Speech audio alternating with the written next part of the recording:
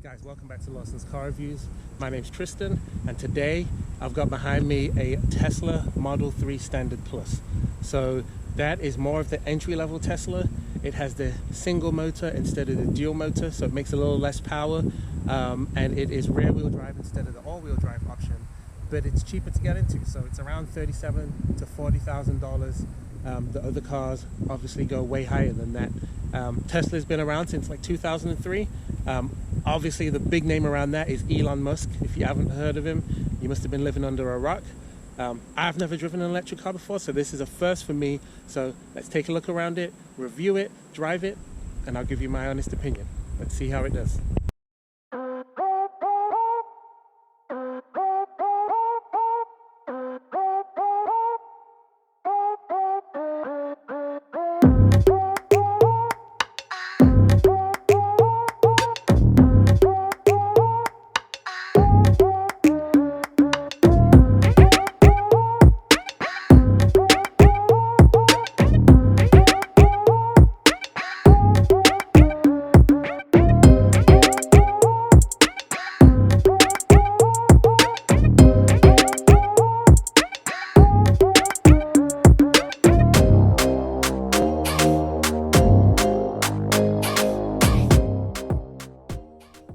So the first thing that's unusual about this car is this is the key for the Tesla. This is my standard key, old school, I know, but I've never seen a key that is basically just a credit card before. So you use this to open the door, start the car, everything, but I do like it. Obviously you can just keep it in your wallet. It's very slick, super high tech, but I'm really digging the style of the Tesla key. There is a trunk release button underneath here. Go ahead and lift it up, and the size of the trunk opening is actually quite impressive. You can store a lot of things in this trunk. It is 15 cubic feet, which is a decent size, and then you also have this extra cubby down here, which is quite deep, to be honest with you, and it has this little Tesla bag. And if you go ahead and open up this bag, this is where it has all of the charging cords for you to charge your Tesla at home, or if you're going to charge it at one of the Tesla stations, or one of the, the electric stations that you can find around different cities. The place where you actually plug the charger in is right here on the side of the light. You press it and it lifts up, and then you go ahead and plug it into this charging port, and then you just push it back down, and then it's flush for the rest of the rest of the light. Once again, it's an easy little push. Opens all the way up by itself. Plug that in. Now this car, as far as battery life, or mileage I should say, it is good for about 250 miles, depending on if you're on the gas all the time. But I do like the look of the car. It looks very slick. The wheels are actually very nice as well. They are a 19-inch wheel. They're 235, 40-inch sidewall, 19-inch rim, and that is both on the front and the back. And then on the front of the car, it looks very nice too. Very slick. The only thing that I dislike about this car is that it kind of looks like a frog. Reminds me of Kermit the Frog, and I think it's because this doesn't have any kind of grille or simulated grille. I know it's not a combustion engine, so it doesn't necessarily need a grille, but it would be nice just to have a little bit more design.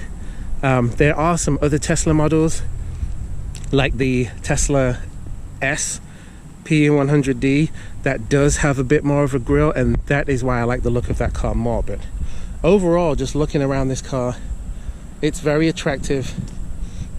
I love the door handles.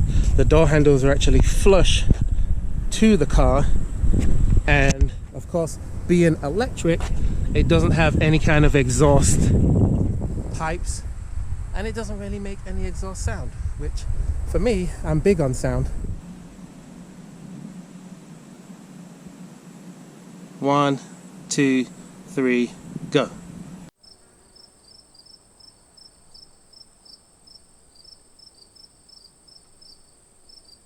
In order to open the door, you've got to have the Tesla key.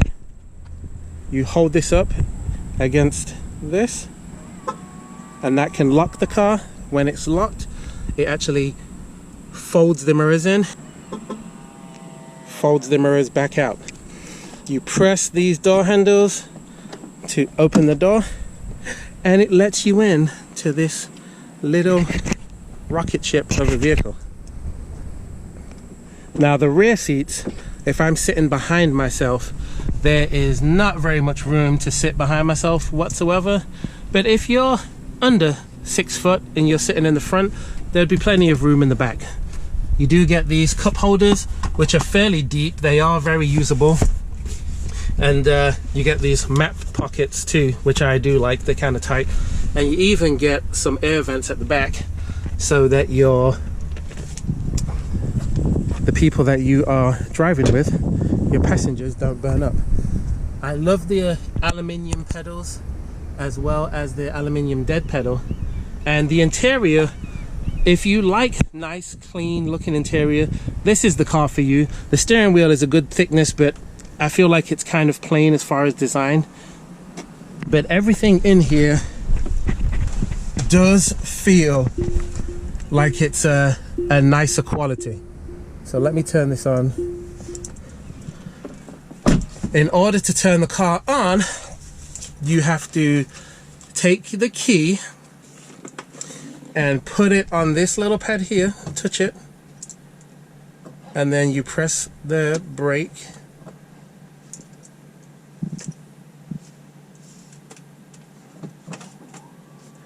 And then you're able to put the car in gear. So the gear lever is on the right hand side. You press this button on the side to put it in park. Car goes into park. You want to go into drive, you hold the brake down, push this down, car goes into drive, or you move it up, car goes into reverse, and you've got this super clear backup camera. This car has got cameras all over it. It's amazing. The cameras are the clearest cameras that I've ever seen in a vehicle, period. The one thing that I don't like about this car is you have to do everything through the touchscreen. There's no other buttons other than the ones on the steering wheel. Even to move the steering wheel up and down, you have to go to the menu and then go through the menus to actually change the steering wheel. Now the car does have regenerative braking options. When it's on low and you take your foot off the gas, it brakes mildly. When you put it on standard, it actually brakes quite hard. And when you're not on the gas, you can choose whether it holds its place or whether it just rolls or whether it creeps. So there's plenty of options on this car. The stereo system is incredibly good. It's super loud, and I'm really impressed with the stereo system. You also get these autopilot features where the car can brake for you. It can keep you in lane.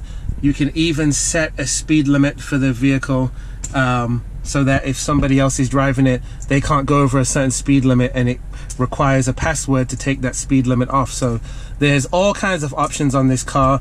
Way too many to go through, unless you want the video to be 2 hours long. As far as storage, I'm happy to say there's quite a lot of storage space. You've got this here with this cubby hole, which is quite deep, so that's storage space. Then you've got these two cup holders, which are decent sized. This is a wireless charging pad, but if you open this up, there's actually more space for my huge Gatorade bottle, as well as this other USB connectivity down here. So it is on the good side when it comes to storage. And you've got a glove box over this way. Sorry, the light might be getting in the way, but you actually open the glove box from the touch screen. Press that, glove box opens up, and that, it's not the largest glove box, it's kind of small, but it's decent, it's good enough, you know. And then the air vents are actually right here. So this is where the air blows out of. And I do like the clean look in this car. This over here is kind of an Alcantara feel to it, and the leather seats are quite nice, as well as a glass roof. So everything in this car feels nice to the touch. I do wish that this rear view mirror was a little bit bigger, because it's quite small and I feel like it needs to be a bit wider. So I was driving this car for about 2 hours yesterday, and I did notice that my legs start to ache after a little bit, because the seats are on the shorter side this way. So it was one of the reasons why I didn't like driving my Jaguar that much, is because the seats were too short for my legs. The thing that BMW does is they always have an extension. So even if it is short on a BMW, you can extend the seat out so that it sits more comfortably on your legs. So my legs were feeling it when I was driving the car for a long period of time. So keep that in mind if you're a taller guy, between 6'2" and taller. That might be an issue for you if you've got long legs. You have the window controls to do the windows up and down. It is one touch, so it's auto down, auto up, and that includes for the back windows too, auto down, auto up. So that is a nice feature. And then to open the door is this button right here. You press it, the door opens up. Here on the screen, you can adjust the steering wheel by pressing this button and then using this to go up and down. So that's up, that's taking the wheel down. So as you can see, there is even more additional storage space in the front of the car. You could easily get all kinds of groceries and stick them in here, and I think it would be more than enough room if you didn't want to use the trunk. There is also the tow hook here at the front of the car that you can use. So guys, if you're wondering about performance specs on this car, its 0 to 60 time is between 5.1 and 5.3 seconds. Quarter mile is between 13.5 and 13.7 seconds, and it has, I believe, 258 horsepower from the single motor and around 307 foot-pounds of torque, which is pretty instant, and it comes in really low. So it is decently quick to say that this is just the entry-level standard Model 3 Tesla. Other performance specs and weight and all of that stuff I will put on the screen now, so you can take a brief look. So setting out in this 2019 Tesla Model 3 Standard Plus, I can tell you right now it's extremely quiet. It is a very, very quiet car, but it drives very nicely, I must say. This car, if you don't drive very far every day, would be a very nice daily commuter. It's smooth, it's quiet.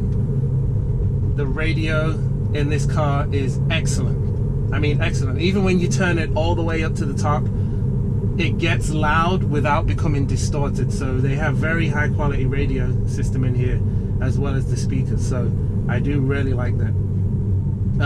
When you let off the brake, and if you've never driven an electric car that regenerates, when you let off the brake, it is a strange feeling. I'm sorry, when you let off the gas, it's a strange feeling for the car to immediately start braking for you.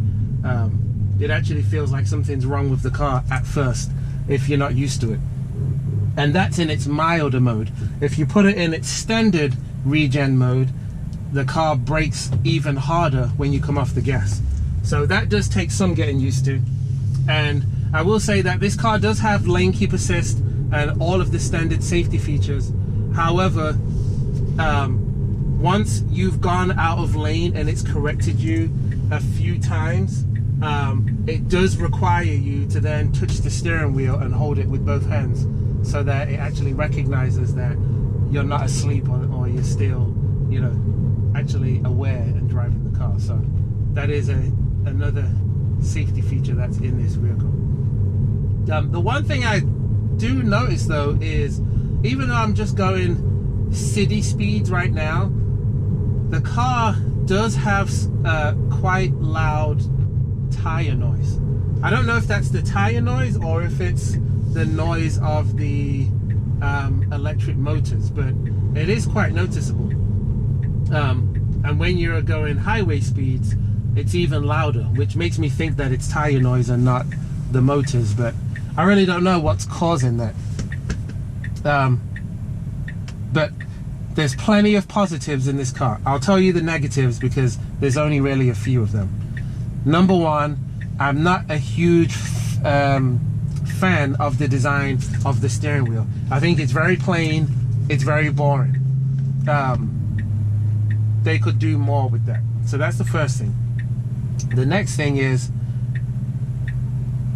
the dash and everything being so clean and open.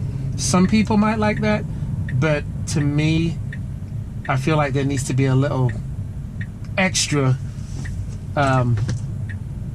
design. That's the only way I really know how to put it, because to me it just looks plain and very boring.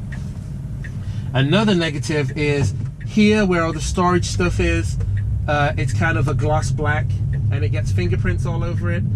I don't think that looks very nice. And then the only other negative thing I'd really say is the charging time. If you're charging it in your garage and you're using like a regular 15 or 20 amp, it takes forever to charge. So I feel like you would need to live close to an actual charging station or one of their superchargers. And then I don't like that everything that you have to do on the car is on this touchpad.